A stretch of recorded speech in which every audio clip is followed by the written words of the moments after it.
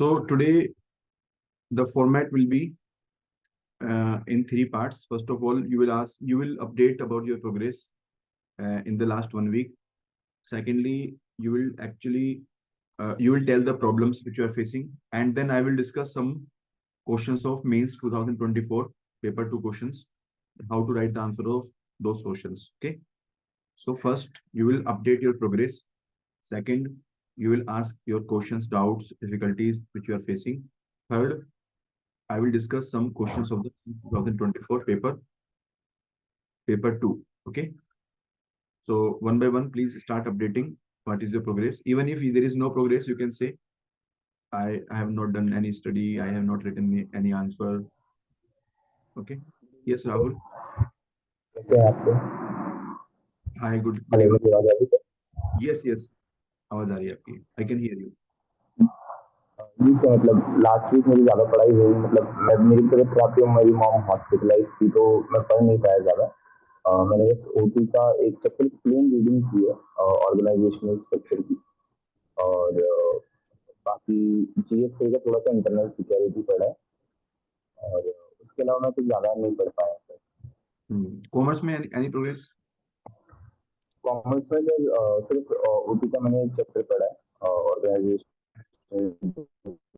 Organisational structure का sir उसके अलावा नहीं पढ़ा है सर मैंने Okay. Any problem which you are facing you want to discuss with me?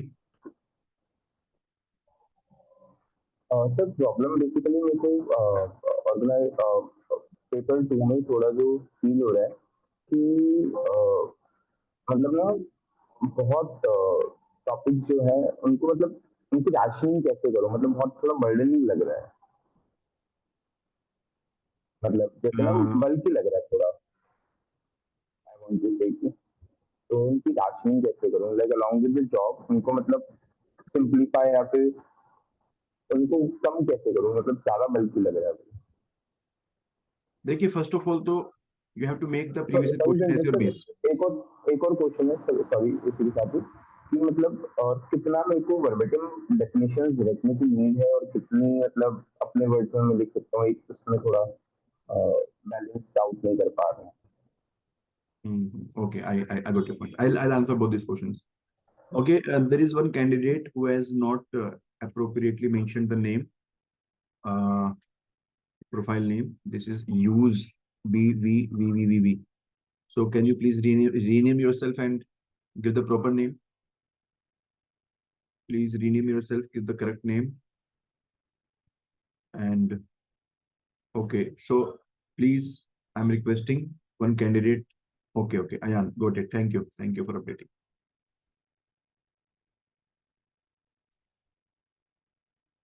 So basically, first question is that how to declutter. Can we say it? जी sir Basically, first of all, those questions which are previous year question and repetitive in nature, these questions you should prepare well. Okay, number one. Number two, if there is some topic which is mentioned directly in the syllabus, even if it is not in the PYQ, still you should prepare it well. And third category of topics which are neither in syllabus nor in PYQ. So we can give this topic in the study material, or we can even ask the questions in the test series. The point is, in the real life exam also you will find some questions like this, but you will be basically ignoring such topics in the exam. You will try to ignore unless it comes in the 10 marker. Okay, compulsory question. Okay, and as of now you will just prepare the core idea behind the topic. just need to have the basic idea what is that particular topic. Okay, there are many such topics which are not part of the course syllabus, but we have covered it. Sometime they will ask the question. I can give the example like there was a topic organizational climate. So in the past, the question was not asked in the last 20 years from the climate, and even it is not mentioned in the syllabus. Last 20 year में ना तो question आया ना तो syllabus में mentioned है. This is in the chapter of organization culture, but I have given this topic in the study material because this is very closely related to the culture. Okay, now what they did in 2023, there was a question, the culture versus climate. Okay, so if you have an idea what is the climate, if you have the clarity about this, then you can write the answer of culture versus climate. At least you will get 4-5 marks. But if you completely ignore, if it comes in the compulsory question and you completely ignore, then you might have the risk, because you can write something which is not accurate and you can end up getting 0 marks. Are you getting? तो सिर्फ इतना ही significance है ना. जैसे अगर हम बात करें 2024 की, in 2024 they have asked certain questions like Indian versus Western thinking with respect to organizations. Okay, now in my OB book I have given the Indian philosophy at multiple places. Personality, perception, chapter 1 of OB, motivation में भी दिया हुआ है मैंने, है ना. तो you can have some thoughts from there. आपको वहां से वो आइडियाज मिल रहे हैं कि इंडियन थिंकिंग क्या है, इंडियन कॉन्टेक्स्ट क्या है. ओके, नाउ ये this question was not in compulsory, so you could have ignored this question. आप इसको अटेम्प्ट किए बिना भी you could have attempted 5 questions. इसके बिना भी 5 क्वेश्चंस अटेम्प्ट कर सकते थे. Okay, but in case this question would have come in compulsory question, then at least you could have written some major point from the Indian philosophy. Indian philosophy क्या है? Collective thinking है हमारी. We believe in respecting for the elder people, the culture of obedience, right? Seniority based promotion. Organizations are mostly family based culture. Family based organizations are there. Succession planning is very good in the family based organizations. तो आप क्या करेंगे, जो हमारे ओटीओबी के topics हैं उनको उठाएंगे और वहां से लिंकिंग करेंगे कि इंडिया में कैसा है वो, और वेस्टर्न से कंपैरिजन करेंगे. वेस्टर्न में प्रोफेशनलिज्म, प्रोफेशनल कल्चर है, यहाँ पर फैमिली कल्चर है. वेस्टर्न कंट्रीज में इंडिविजुअलिज्म है, यहाँ पर कलेक्टिविज्म. वेस्टर्न कल्चर में motivation is primarily money motivation. In India, we can also motivate the people without money also. People, they have the loyalty towards their caste groups, religious groups. There are certain companies who are hiring the people based on the religious inclination, based on the caste inclination. So even non-monetary factors can be used to hire the people. है ना. तो ये आपका इस तरह की thoughts हैं जो आप अगर एक ओवरऑल थिंकिंग लेके आएंगे तो at least you will not face blank in the exam hall. ठीक है, तो ये एक पर्पस होता है. अभी जैसे कि एक क्वेश्चन आपके एग्जांपल और भी देता हूं. There is a question sensation versus perception. Now sensation is not part of the syllabus. Okay, ना तो सिलेबस का पार्ट है, ना ही प्रीवियस ईयर में क्वेश्चन पूछा गया है. Okay, so this is such kind of topic. अब हुआ क्या है आपके 2024 में question number 1A is this only comparison between two. अब सपोज परसेप्शन तो आपको आता है, लेकिन परसेप्शन सेंसेशन के बारे में हमने कुछ भी नहीं पढ़ा, आप इसको कंप्लीटली इग्नोर कर देते हैं, then what will happen? First question itself is very very important because it makes lot of impression upon the exam. अब हमने इसको अपने स्टडी मटेरियल में बहुत अच्छे से डिटेल में दिया हुआ है, टेबल भी दी हुई है, इसको अच्छे से किया हुआ है. ठीक है, आप अगर बहुत ज्यादा चीजों को समराइज करेंगे तो मेंटली आप अच्छा फील करेंगे, लेकिन एग्जाम हॉल में हो सकता है कि आपको प्रॉब्लम हो. तो मेरा कहना आपको ये है कि जो भी इस तरह के टॉपिक्स हैं आप उसको कंप्लीटली इग्नोर मत कीजिए प्रिपरेशन के दौरान. उनके बारे में 3 से 4 पॉइंट अपने माइंड में रखिए, so that in case this question comes in 10 marker you should not feel blank. ठीक है. Yes Rahul, so I hope you got the clarity, है ना. तो सेकंड क्वेश्चन मतलब वही था कि कितना मतलब रटने का डेफिनेशंस वगैरह कितना मतलब वो बैलेंस कहाँ पे फाइंड करे सर? सेकंड आपका डेफिनेशन वाला जो क्वेश्चन है, regarding definition, first of all you have to remember only one definition for a concept. Okay, choose one definition for a concept which you find easy, जो भी आपको easy लगे. ठीक है, easy not necessarily mean that it has to be shorter, it may be longer, but you can very well understand this, right? इसके लिए आप separate एक लिस्ट बनाते रहिए, इसको रिवाइज करते रहिए. Now it may happen that in the exam hall you will not be able to recall exactly same definition. No problem. At least you can use the keywords in your answer. ठीक है. और basically हम लोग क्या है ना कि we do the over thinking. हम लोग उसको प्रिपेयर किए बिना हम पहले से ही सोचते हैं कि याद कैसे रहेगा. आप पहले प्रोसेस को फॉलो कीजिए, याद होगा, ट्रस्ट मी. आप अगर ऑनेस्टली टाइम लगाते हैं, सबसे बड़ी प्रॉब्लम पता है कि हम टाइम ही नहीं लगाते और हम लोग सोचते हैं कि रिजल्ट आ जाए.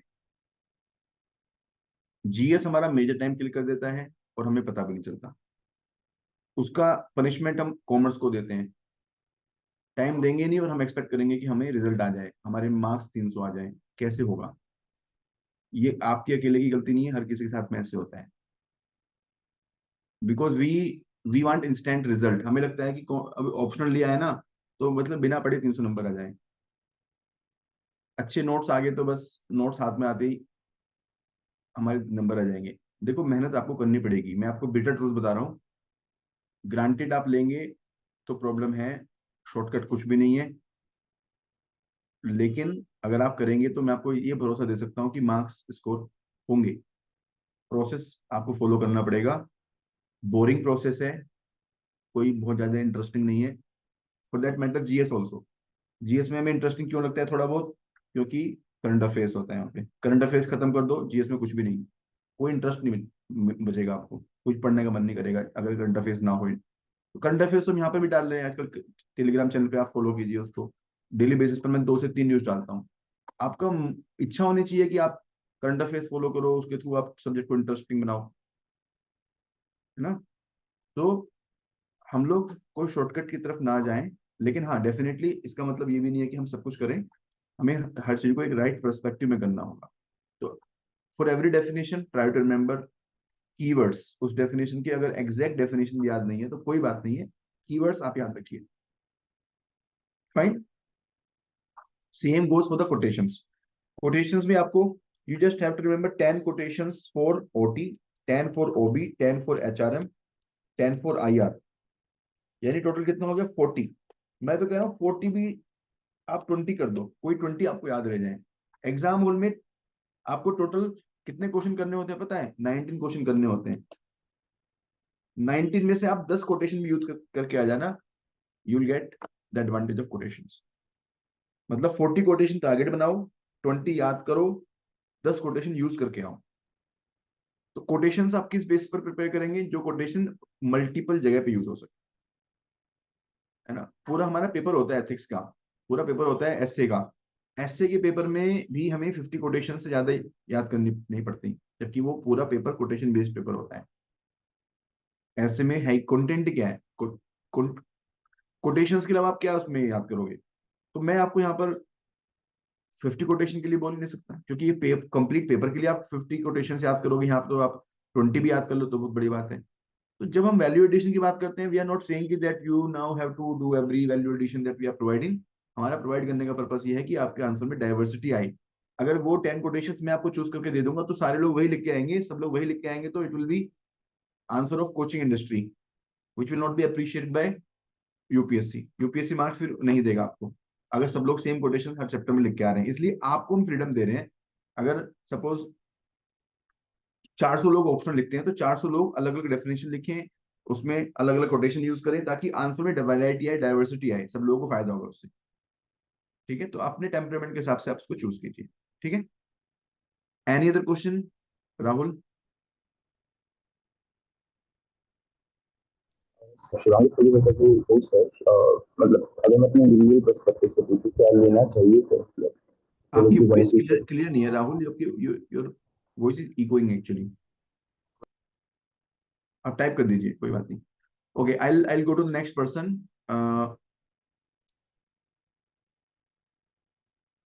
Ayan Javed, you have some question? Okay, I'll directly ask the question. Sir, yes, sir. Hmm. Sir, in paper one FM, like I was getting better marks in answer writing as compared to OTOB and all. Like in paper two, like I'm getting marks which is equivalent to GS1, GS subject equivalent marks. So sir, in the value addition, do we have to derive examples from current affairs and all? We have given one file of current affairs example in the Telegram channel. I think that's 20 plus pages file. You can download that file. You can use some example from there. Not all the example, maybe 15, 20 example only. Okay, and secondly, the point that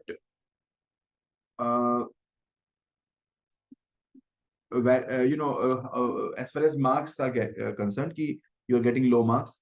So can you please share us a couple of your copies with me on WhatsApp? Then I will check and will specifically tell you that what could you have done better in those answers to get more marks. Okay. Okay. Okay, fine. Question आया है next, Rahul Lohia sir, Shivang Rastogi. Good evening sir. Course of PYQ. Yes Abha, hi, good evening. Hello sir. So अभी recently मेरा audit का copy check होके आया है, तो marks तो काफी बुरे हैं एंड सर समझ ही नहीं आ रहा था, और समझ नहीं आ रहा कि और कैसे आंसर्स को स्ट्रक्चर किया जाए, बिकॉज ऑडिट में सर ऑनेस्टली स्पीकिंग सीए में भी बुरा ही मार्क्स आते थे। somehow I आप passed। मुझे आंसर भेजिए, please send your answer to me WhatsApp पे, है ना? अभी भेजूं या फिर बाद में मैं अभी कॉपी भेज दीजिए, अभी भेज दीजिए। आई शेयर विद एवरीवन, मैं सबके सामने शेयर करूंगा। यस सर, मैं शेयर कर रही हूँ। हाँ,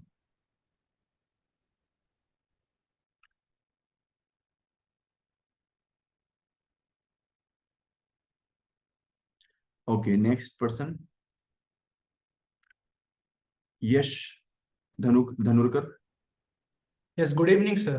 हाय, गुड इवनिंग। आवाज आ रही है sir? Yes yes, I can hear you. Yes. So the preparation is going good.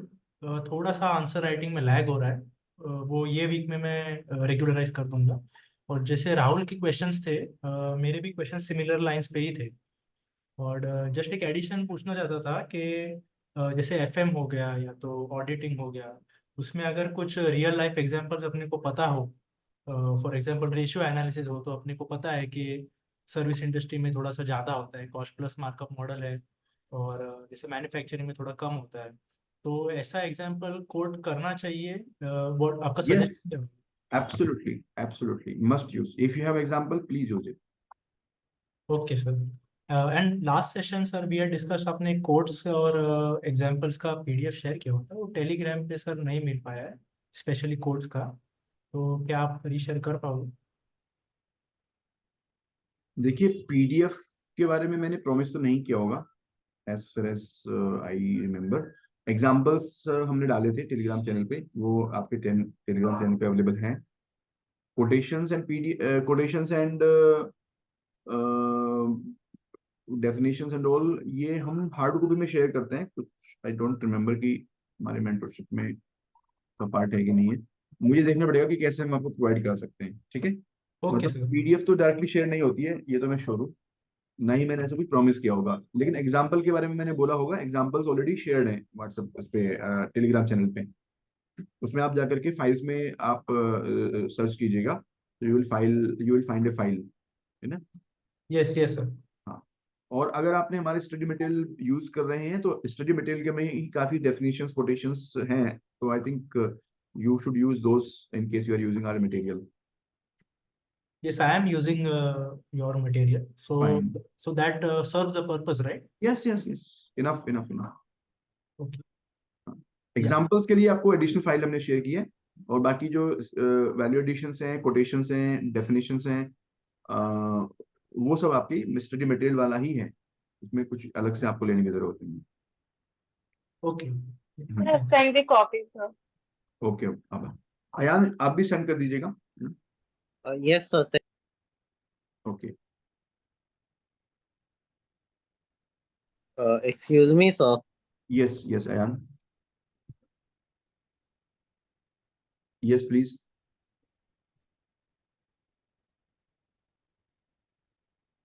Okay, Ankisha, you have some question?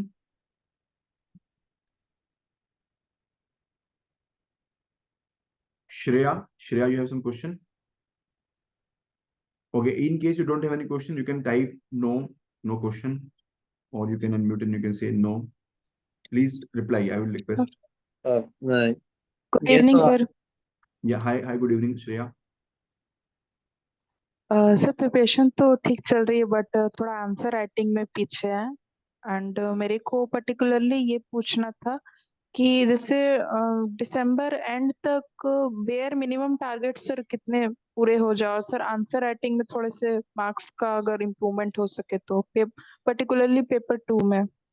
Okay, Shreya, आपके कुछ अभी आंसर्स इवेल्युएट हुए हैं आपके? सर आंसर्स भेजे तो हैं बट वो पेपर 2 के मेरे को इवेलुएट होके नहीं आए थे। Okay, ओबी के भेजे हुए थे, वो मैं एक बार चेक कर लूंगी, फिर आपको एक बार व्हाट्सएप पे सेंड कर दूंगी। हाँ, व्हाट्सएप नंबर है आपके पास मेरा? हाँ हाँ सर। ओके, तो आप मुझे व्हाट्सएप पे अभी भी शेयर कर सकते हैं, कपल ऑफ आंसर्स आप शेयर कर दीजिए, मैं अभी आई सी कि आपके आंसर्स में और क्या क्या आ सकता है, ठीक है? अच्छा okay sir. Yeah yes Ayan, you are saying something please.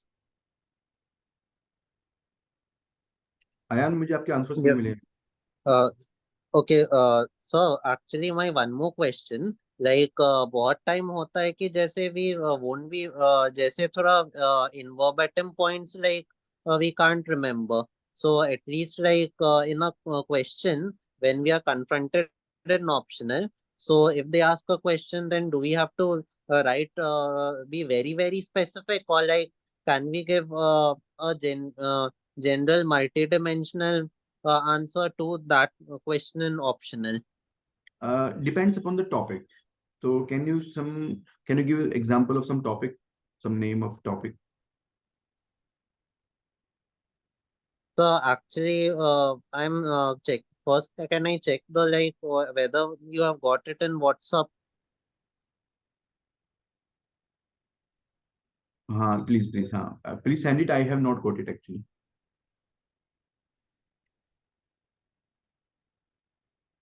So actually, I sent it in some other number in the other number. Like, Okay. Just a minute. I do got you it. have another Uh-huh. WhatsApp number? Yes. Yeah. I'll ping you from that number.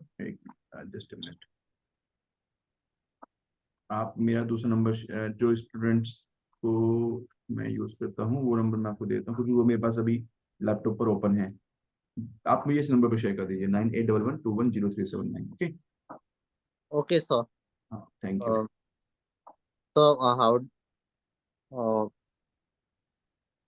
so for example, if there's a short note question or one liner question, then what dimensions do we have to cover? Again, you have to give me the question, then I will tell you. Okay, sir. You tell me the question. You type in the chat box. I'll or you share with me on the WhatsApp. Then I will discuss. Okay, sir. So, for example, write short notes on contemporary issues in organization theory. So, in that, like, since it seemed to me a bit open-ended. So, how do we approach it in a more structured manner? Like, is there a pattern of thinking, or do we have to like write it in verbatim, whatever we have learned from the book? Basically, the body part has to be the conceptual part. Body part you should not change. Primarily, body part should be from the book only. And in the introduction, you should tell the broader context in which this question is asked. For example, if the question is discuss the contemporary issues in the organization theory. So in this question, in the introduction, because the question is in the contemporary time. So contemporary means now you can see it from the theoretical perspective, from the organizational theory. So now we are in the modern organization theory. That means we are having the systems theory and contingency theory. And also there are new developments happening in organizational design, boundaryless organizations, and so many other changes are happening. So you can start from this perspective in the introduction. That contingency approach says that the organization has to follow the principles and the structure as per the situation. So then you can tell that in the current time, the situations are calling for competitive pressures. Competition is increasing. There is high use of technology. Then there are other issues. So these demand the new this brings the new issues in the organizational theory. Then in the body part you will discuss about what are the contemporary issues. Okay, तो मैं फिर से repeat कर देता हूँ. In the introduction part you will tell about contingency theory. You will tell about what are the modern issues in the society, in the economic environment as such. ठीक है. And then in the body part you will write about contemporary issues. So contemporary issues क्या है? Like because of high increasing cost pressures, organizations are becoming lean and thin. Because of increased use of professional workers, the organizations are becoming flatter. Because of high interaction with the customers, the organizations are becoming boundaryless, like Amazon. Because of increasing demand of the customer, because of increasing decentralization, because of increasing need of the people, the theory that the authority is being delegated more and more, empowerment of worker is happening. Okay, so you have to pick up every topic of the organization theory. You just pick up one word of every syllabus point, and then start thinking that what is happening in this topic. Okay, what is the trend? For example, now we have a mix of standardization and mutual adjustment. Standardization, like if you see Blinkit, Ola, these all are standardization examples, because what Blinkit has done is within 10 minutes you can get your order delivered at your home. That's a very good example of how the standardization is being practiced. At the same time, there is a concept of mutual adjustment. So there are a lot of customized applications, customized services that are being offered to the people that needs mutual adjustment. Okay. Similarly, you see other concept like organizational culture. The culture is becoming now more open, more diverse, more flexible, more transparent, because of the aware customer, because of the transparency norms, because of listing of the organizations, and because of the other norms like trade policies, foreign trade policies. Because in the foreign countries now they want the goods which are produced without use of child labor, without adversely impacting the environment. So now transparency in the culture is required. Are you getting? So you can use your knowledge of what is happening in the current time, but link it with the core syllabus of the subject. Are you getting? Yes, sir. And then in the conclusion, you write about what are the emerging structures like network structure, virtual structure, learning culture. So it's a very holistic type of question where you can showcase your knowledge. The loophole is there, the loophole, or there is a risk in this type of question that we might write GS type of answer in this question. So how to avoid it कि आप GS type का answer ना लिखें, उसको कैसे avoid करेंगे? For that purpose you have to stick to the syllabus of the OT. तो OT के सिलेबस को ध्यान में रखेंगे, एक एक टॉपिक को ध्यान में रखेंगे कि ये टॉपिक को मैं यहाँ पर यूज करने वाला हूँ, वो वर्ड आप यहाँ पर यूज करेंगे, structure, design, culture, all these things. Okay. तो So, and similarly, we have to use this kind of an approach, like OT syllabus based approach in other open-ended questions. For example, कभी कभी हम लोग को बोला जाता है कि suggest your measures in this, like they will give an introduction statement and in quotes, and then they will say कि suggest such and such measures to improve such and such things, or like to make it more holistic or objective. So in suggestion also or other open-ended questions, we have to use the syllabus-based Yes, approach. yes, absolutely. We can use the framework of syllabus points to answer any open-ended type of question or to add any value in the form of suggestions. Yes, definitely. Thank you, sir. Most welcome. So Shreya, coming to your question, please tell me minimum targets should be completed in optional till December end. So Shreya, I would like to know about your current status. देखिए कोई भी चीज absolute तरीके से नहीं होती है। मैं अगर बोलूं कि दिसंबर तक आप 100% कंप्लीट कर लीजिए, तो हो सकता है कि लिए आपके लिए वो चीज ठीक ना हो। तो मैं आपकी पहले बैकग्राउंड जानना चाहूंगा, because the UPSC aspirant is very very customised profile, है ना। आपके अटेम्प्ट है, फर्स्ट अटेम्प्ट है, कोचिंग की है नहीं की है, सिलेबस कितना हुआ है, तो बहुत सारी चीजें हैं जो कि कस्टमाइज तरीके से ही मैं आंसर कर सकता हूँ, है ना। तो अपने बारे में थोड़ा सा सर बताइए कि पेपर अभी तक हाँ आपने तो कितना कंप्लीट किया है सर जैसे आपका? पेपर 2 है वो हम्म सर पेपर 2 ऑलमोस्ट हो गया है और इस मंथ के एंड में पूरा मतलब पेपर 2 हो जाएगा। हम्म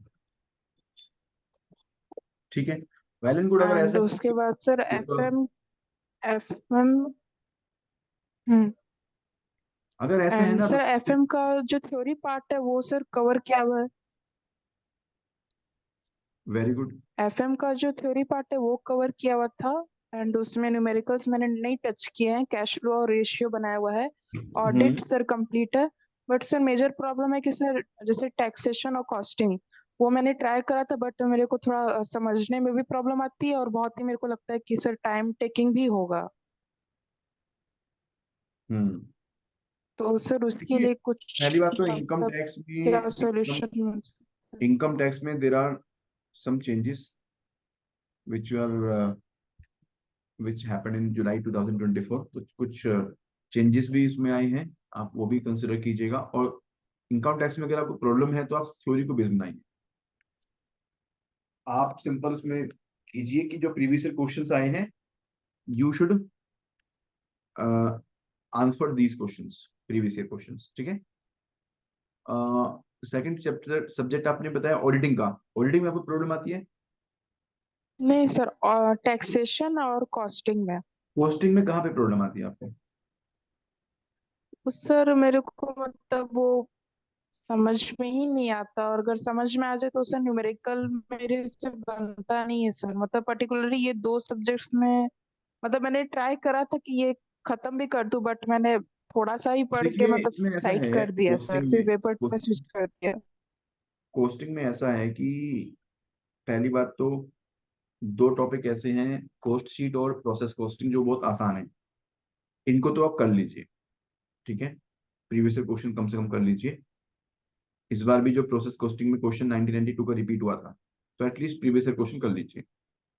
फिर उसके बाद आपका मार्जिनल कॉस्टिंग आता है। मार्जिनल कॉस्टिंग को जितना हो सकता है कर लीजिए, स्टैंडर्ड को फिर भी छोड़ सकते हैं अगर पॉसिबल है। तो मेरा मतलब कहने का पूरी तरह से गिव अप मत कीजिए।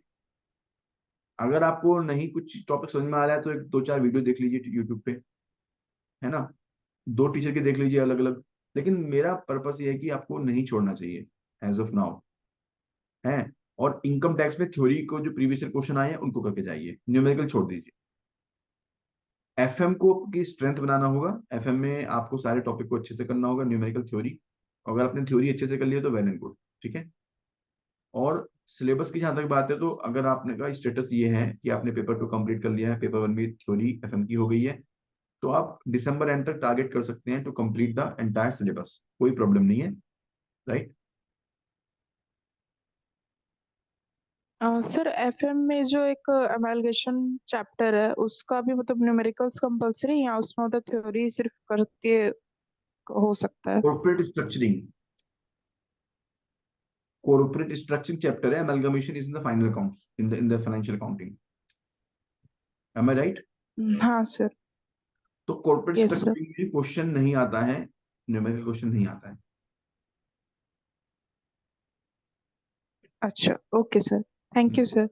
Most welcome. Yes Tejaswini, please ask your question of taxation. Sir, in recent budget, we have some modification, right, sir, regarding taxation on capital gains. There was a removal of indexation. If question comes on numerical, we should treat like short-term capital gains or what? Yes, Can you we have to follow the amendments of July 2024 budget. We have to consider those amendments. Yes. Okay. Means we should what are coming in current affairs we should apply to in particular. We should apply the amendments of July 2024 budget. Yes. Because for us the budget 2024 will be applicable in the mains 2025. Okay. Okay. Other current affairs are not important. Only the budget 2024 is important. Okay. Okay. Thank you, sir. Yeah, most welcome.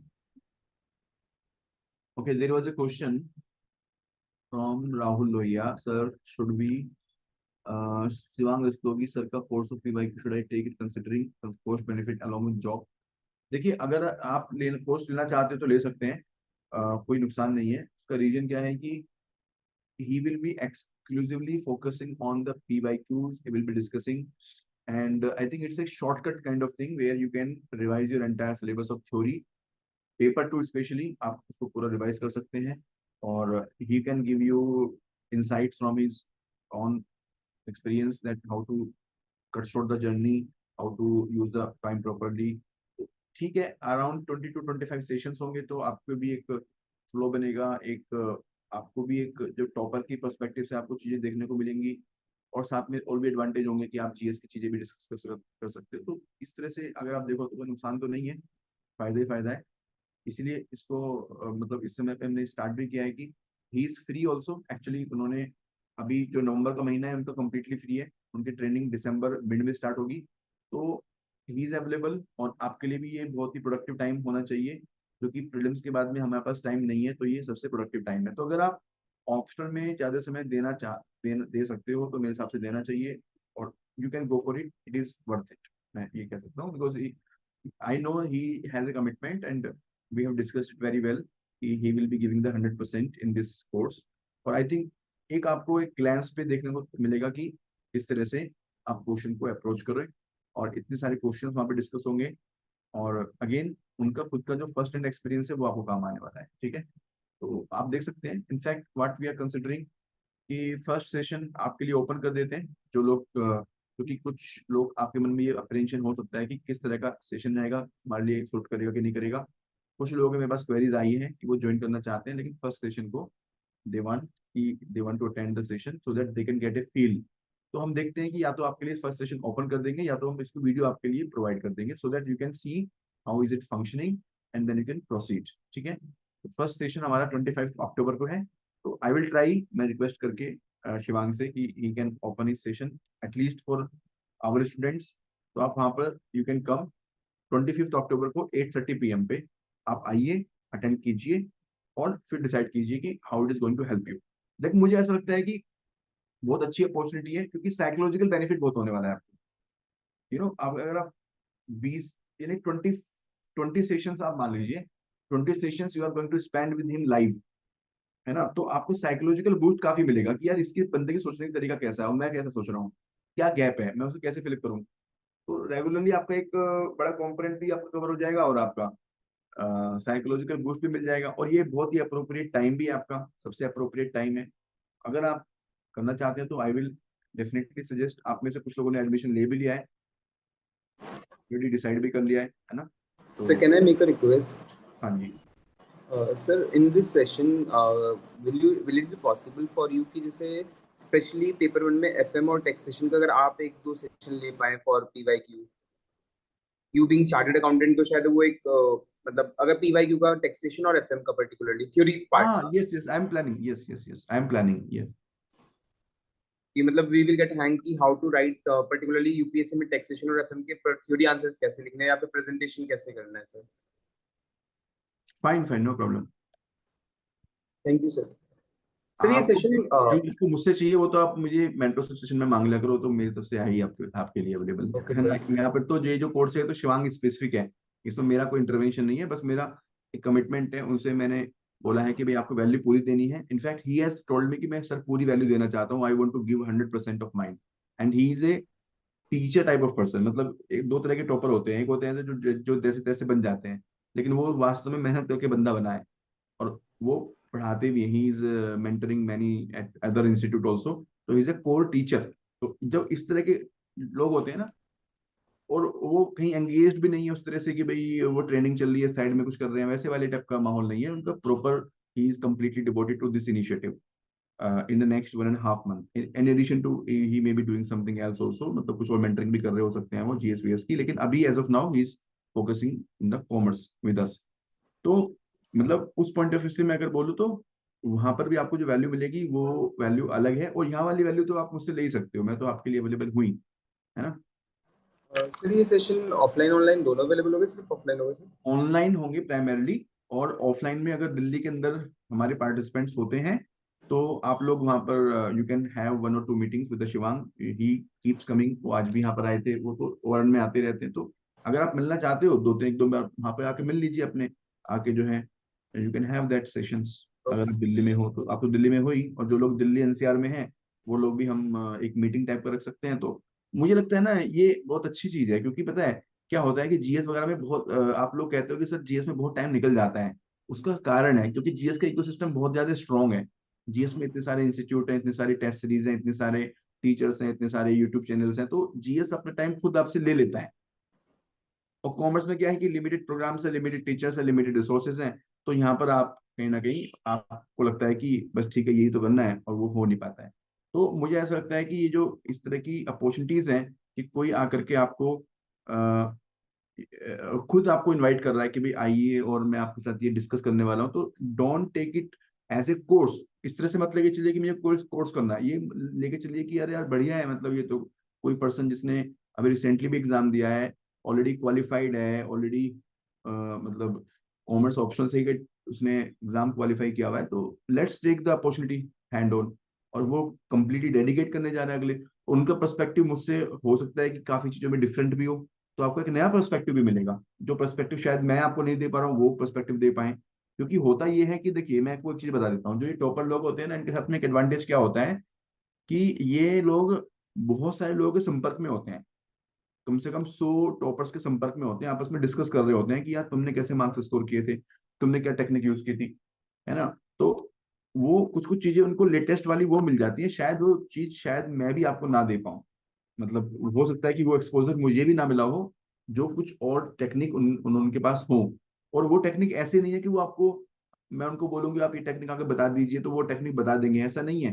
वो होगा कब, जब वो आप उनसे regular touch में रहोगे, regular आप डिस्कस करते जा रहे हो चीजों को, और वो होता जा रहा है, और आप देख रहे हो कि हाँ मतलब यहाँ पर ये कैसे कर सकते थे, तो उन्होंने वो टेक्निक आपको बता दी, है ना। तो मतलब ये जो पर्सपेक्टिव है, एक एक वैल्यू एडिशन इस तरह से मैं कह सकता हूँ कि है ये आपके लिए, है ना। Thank you so much sir. Yeah welcome. तो श्रेया का क्वेश्चन है विच सेशन सर। तो Shreya actually we have launched a very small initiative where Mr. Shivang Rastogi he got rank 307 with the commerce optional in UPSC Civil Service Exam 2022. He is an IRS officer, and he has decided to give the 20 to 25 sessions on PYQ discussion. So he will come live and he discuss these sessions on live basis. तो ये session है, आपका link डाल देंगे हम 25 अक्टूबर को। तो आप, मैं बोलूंगा कि आप please come and attend this session. You see how he is discussing, how he is taking the things. ठीक है। सर सेशन का टाइमिंग क्या होगा? 8:30 PM to 10 PM। अच्छा, okay sir, I will be there. Okay, now coming to some of your copies, जो copies आप लोगों ने शेयर की हैं। Now Ayan, I have not yet got your copies. Just a minute. नहीं, आपकी कॉपीज मुझे अभी भी नहीं मिली है Ayan. Let me see the copy of Abha.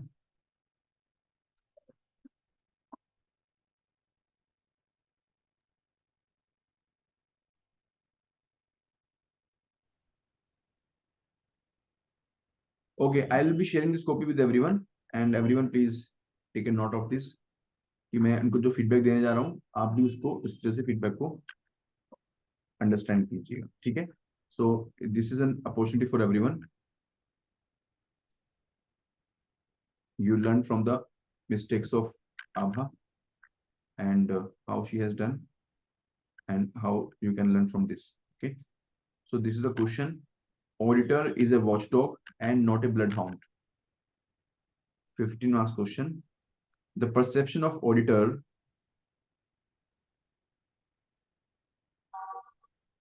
duty with regards to detection and prevention of frauds was initially based on the decision given in the Kingston Cotton Mills case.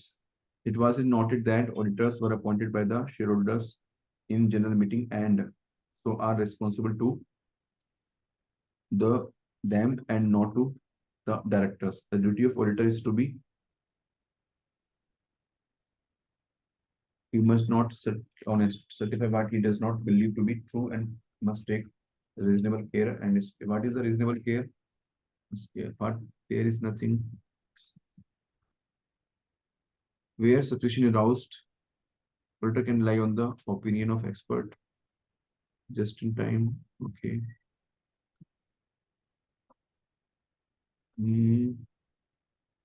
Yes. So basically Abha यहाँ पर जो feedback दी है बहुत अच्छी feedback मिली आपको कि यहाँ पर जो आपको आंसर देना है वो है कि इज ऑडिटर ए वॉचडॉग और ए ब्लड हाउंड. तो आपको जो आंसर है ना you have to give in the language of the question itself. है ना. That auditor is a watchdog. You have to support and you have to put the argument against. Auditor is not a bloodhound. You have to support and you have to give the argument against. मतलब आपके जो question की structuring है जो body part है वहां पर आपके क्वेश्चन के कीवर्ड्स दिखने चाहिए. अभी जो आपका आंसर है वो स्टार्टिंग बहुत अच्छी की आपने केस भी सही लिखा है, आपके सारे पॉइंट्स वैलिड हैं, but probably it it is not coming or it is not reflected in your answer that this is the answer to the question which has been given. ऐसा लग रहा है कि आपने किंगस्टन मिल्स केस का case जो था आपने वो पूरा एक्सप्लेन कर दिया बस. ठीक है. तो आपको उस पर्सपेक्टिव से लिखना है, यही पॉइंट को आपको रीऑर्गेनाइज करने हैं फ्रॉम दैट पर्सपेक्टिव. ठीक है. तो यहाँ पर ये पॉइंट है, यानी कि आपके कंटेंट गलत नहीं है लेकिन क्वेश्चन की डिमांड को एड्रेस डायरेक्टली नहीं कर रहा है जिस तरह से करना चाहिए. ठीक है. Next question is or write a short note on inherent limitations of auditing. Auditing refers to independent and systematic examination. Very good. Inherent limitations, materiality.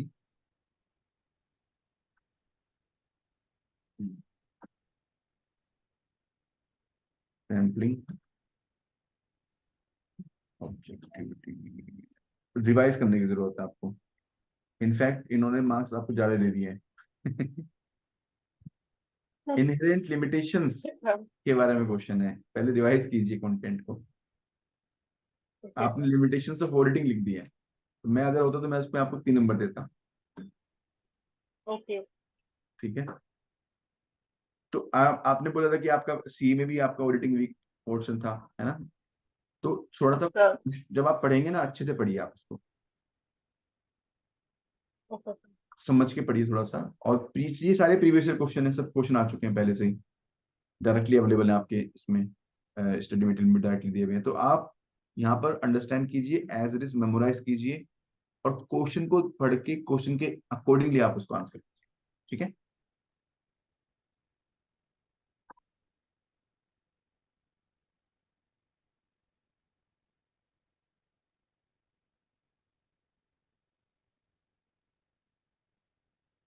Next question is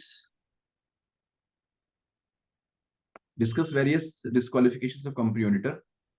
A company auditor is a chartered accountant, or in case of okay, अच्छा है आपका okay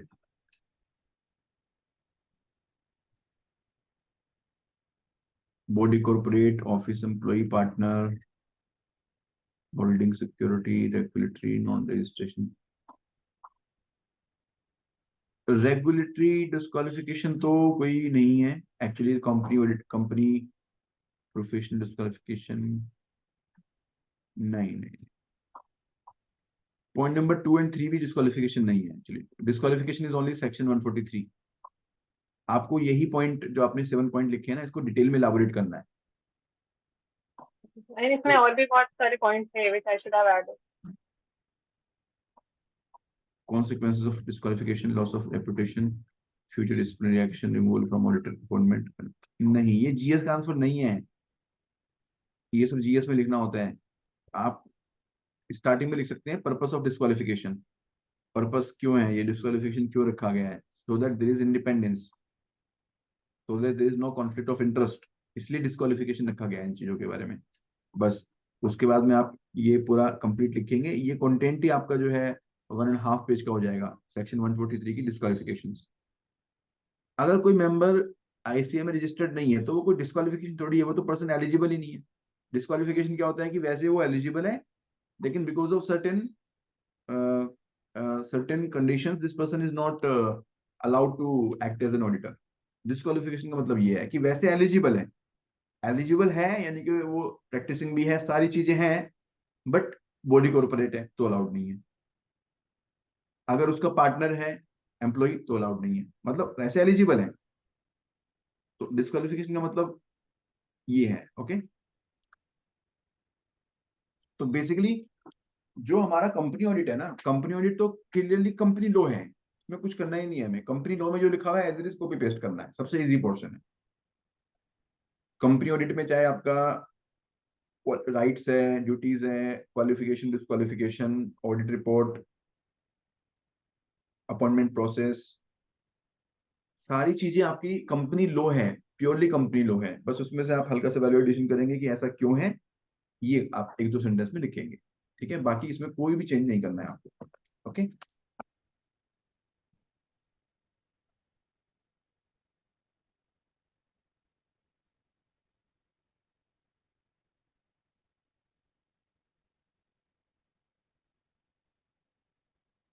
explain various rights of the company auditor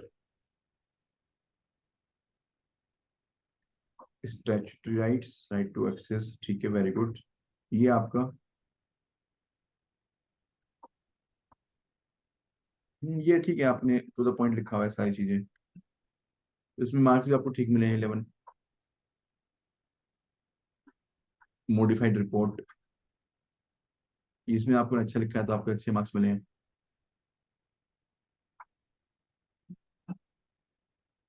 provisions of formation of audit committee composition functions पूछे हैं क्या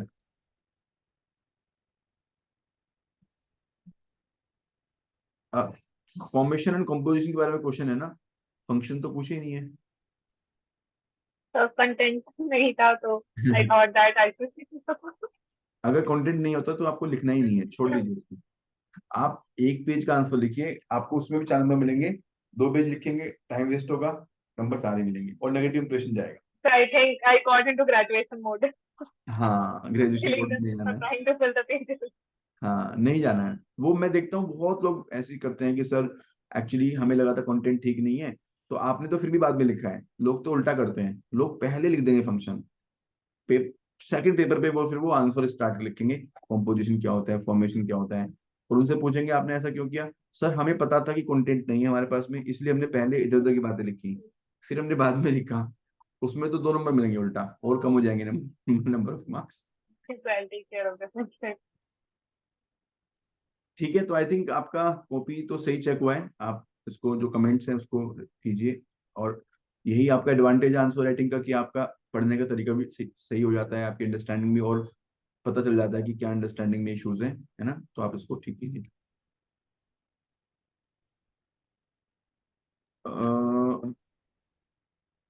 अयान, मुझे आपकी copy नहीं मिली है।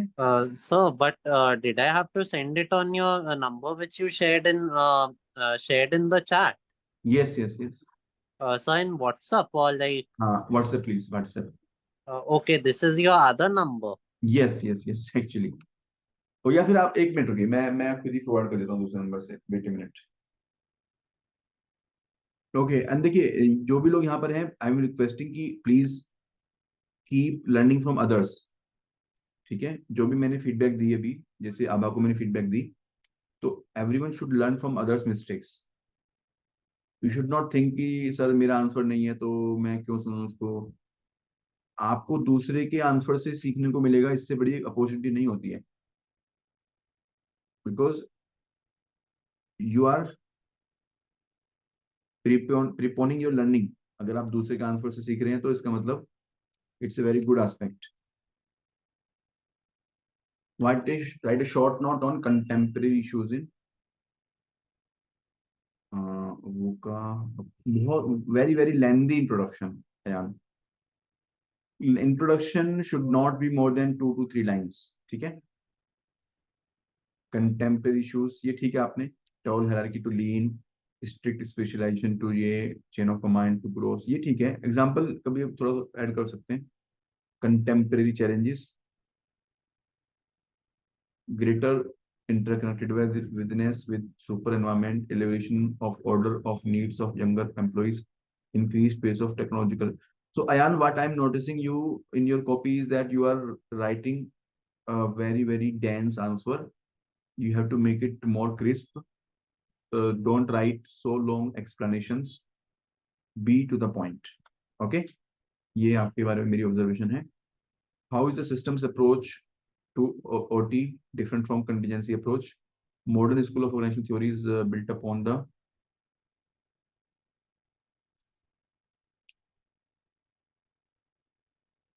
classical and neoclassical school of thought. It seeks to integrate the two along with emphasize on external environment. ठीक है, ये भी ठीक है, इंट्रोडक्शन फाइन।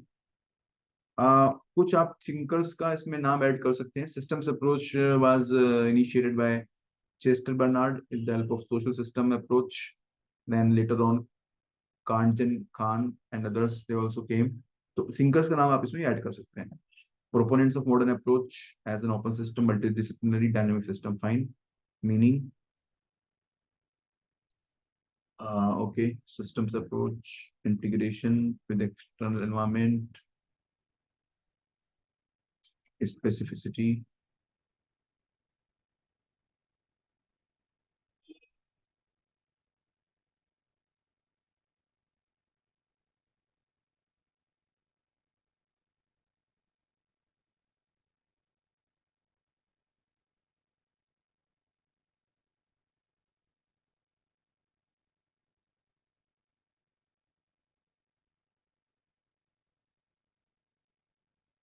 हाँ, तो basically Ryan, one more aspect, 20 marker में यू विल गेट 3 पेजेस। ठीक है, so extra 1 page we have given for the brainstorming, so you'll get only 3 pages. And are you writing the answer within time? Sir, actually time थोड़ा exceed हो जा रहा है। हाँ, तो if you reduce the explanation ना, then it will decrease actually, है ना। जैसे यहाँ पे Sir, degree of change in environment suited for relatively less, तो यहाँ पे लिख सकते हैं less dynamic, highly dynamic। तो थोड़ा सा और शॉर्ट करने की जरूरत है, रिपीटेटिव वर्ड्स को अवॉइड कीजिए। लाइक यहाँ पे आपने लिखा हुआ है emphasis on synergy between its, emphasis on, तो ये emphasis वर्ड को आपने स्टार्टिंग में लिख दिया, बाद में मत लिखो। synergy between intern, you have to minimize the repetitions. Yes please, you are saying something. sir, so will 1 or 2 line statements do rather than the explanation, like? Yes.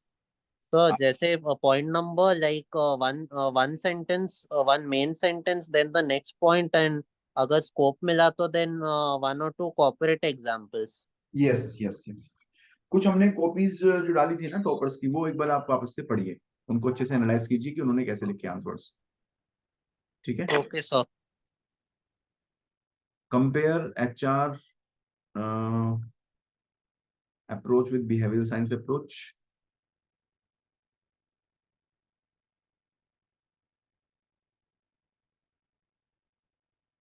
ठीक है, I think it's fine. It is desirable but not necessary. Okay. हाँ, तो thinker का नाम आपको add करना है.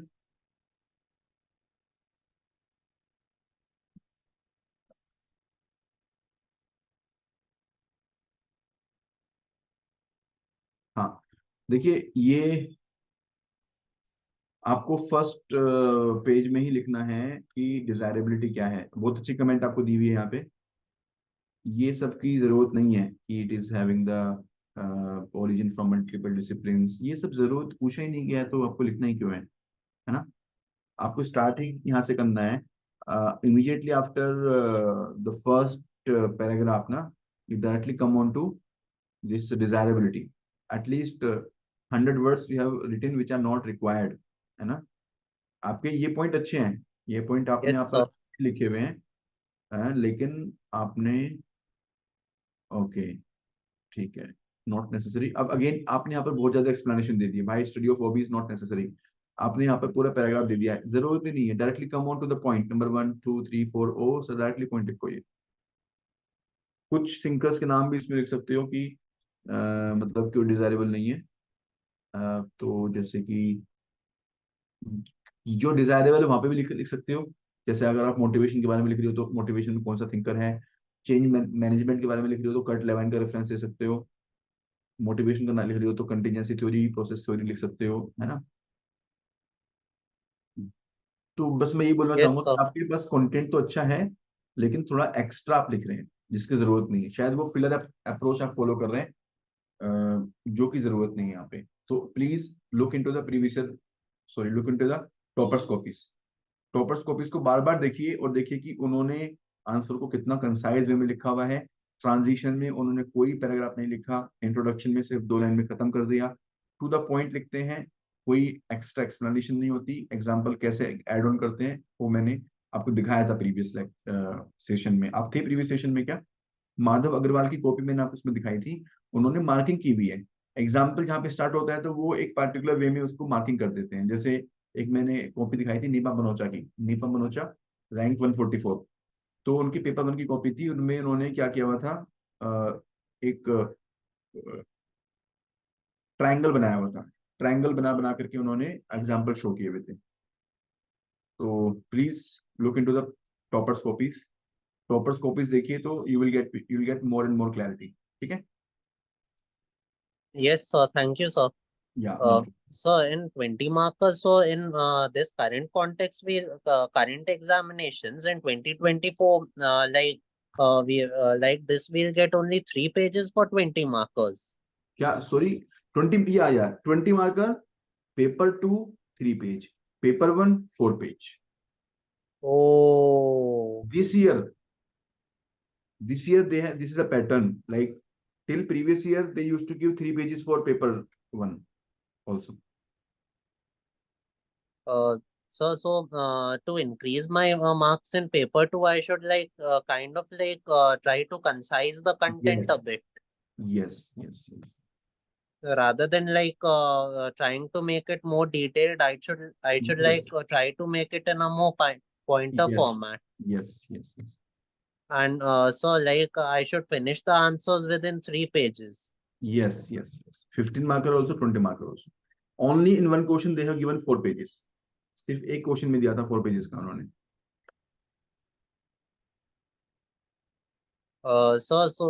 Okay, so in OT, I found that there was one question of 25 marks. So in that, do we have to use the entire 5 pages, or do we have to consider it as a 20 marker and do it in three Which one? pages? Sorry, can you please repeat? So actually, I haven't attempted the question yet, but in a OT organization theory module, I saw a question about centralization and decentralization. It was हाँ. a 25 marker question. So, वैसे In the previous year, in the previous year. uh, so I am not sure about that, but in the answer writing module, like that was one of the questions I saw. It was 25 marks. I think there may be some printing mistake. Usually questions will not be asked for more than 20 marks. तो अगर वहां पर 25 marks लिखा भी हुआ है तो उसको 20 कर लीजिएगा प्लीज आप, है ना। Okay sir. Okay, thank you everyone.